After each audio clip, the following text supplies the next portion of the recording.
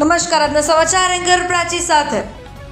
અંકલેશ્વર તાલુકા નવાદર ગામની સીમમાં સ્મશાન પાસે વિધિ માટે ગયેલા યુવાનને અગાઉના ઝઘડાની રીસ રાખી 4 ઈસમોએ કડા અને પથ્થર સાથે ધીક્કા પાટુનો માર માર્યો હતો.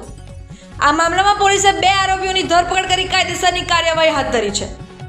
અંકલેશ્વર તાલુકાના અવાદર ગામના મંદિર ફળિયામાં રહેતા રમણ રામજીભાઈ વસાવા ગામમાં રહેતા અર્જુન વસાવાના ઘરના સભ્ય મરણ થયેલ હોય તેઓની 12માની વિધિ માટે ગામના માણસો સાથે સ્મશાન પાસે ગયા હતા.